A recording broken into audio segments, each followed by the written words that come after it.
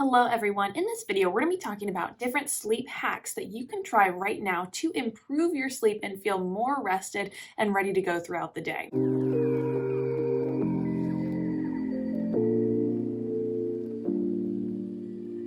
Now, this video is targeted towards students in high school and college, and I'm not going to waste your time saying to sleep 8 hours a night or go to bed early or wake up early, because you've probably heard this advice before, and if you're watching this video, it probably doesn't work for you. But I am going to go through lots of different tips and tricks that hopefully will help you fall asleep better, have good quality sleep, and feel more rested throughout the day without sacrificing your social or academic lives. So yes, it is important to get several full sleep cycles in throughout the night, but it doesn't have to be 8 hours. What's more important, especially if you're a teenager or someone in college, is trying to have a similar sleep pattern every single night. That means going to bed around the same time and waking up around the same time every single day. Now, I know this can be extremely different on the weekends, and for students who have different class schedules, you may not want to wake up for your 8 a.m. class on the days that you don't have it. But if you can track the times you're going to sleep and find a sweet spot and try to go to sleep within a 30-minute window of that specific time every single night, the more likely you will be to fall asleep faster and to get regular full sleep cycles in. So let's talk about sleep conditions and falling asleep. Obviously, it's nice to say things like journal or read before bed, but to be honest, I have never been able to do this consistently every single night. You do want to make sure that you have good sleeping conditions and a good sleeping environment. That means a pretty low temperature, somewhere from 65 to 75 degrees Fahrenheit is ideal for most people, but that could be different for you. You also want to make sure the room is fairly dark.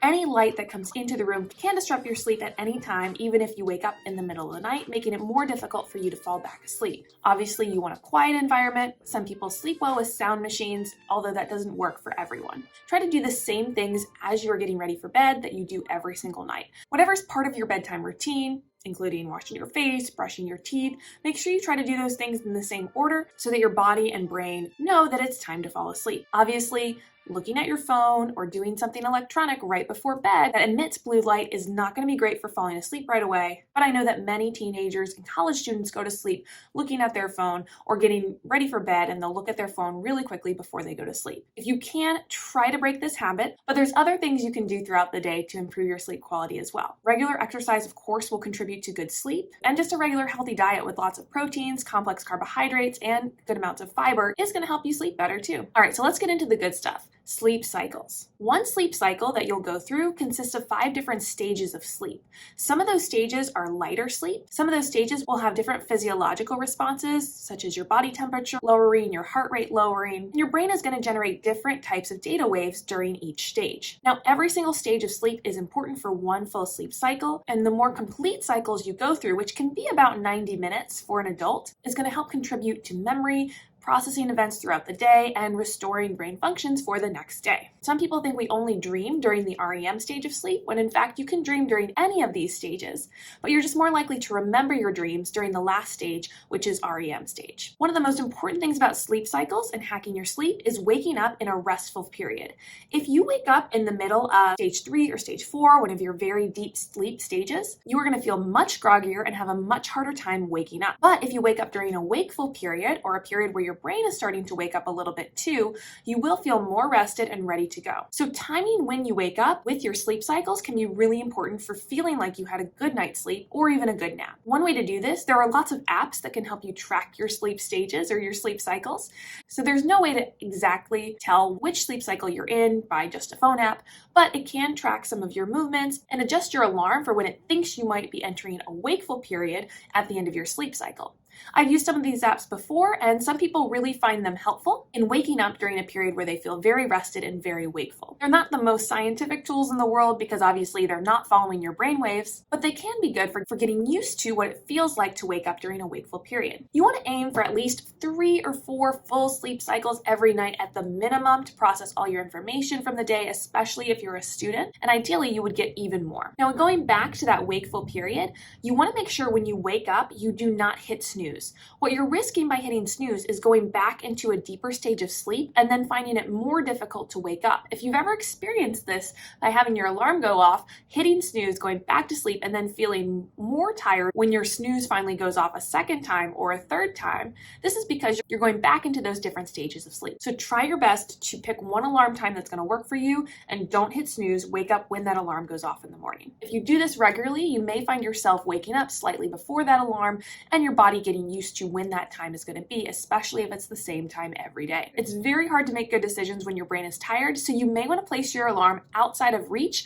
so that you have to get out of bed to turn it off. There's other cool alarms out there, including vibrating ankle bracelets and other cool technologies that'll allow you to wake up without disturbing other people in your room, or alarms that play soothing music or produce a nice light source in the morning to help you wake up. Whatever you choose, find something that works for you and try not to hit snooze. Next, as you're waking up in the morning, go through your regular routine and try not to have any caffeine until at least 1 hour after you wake up.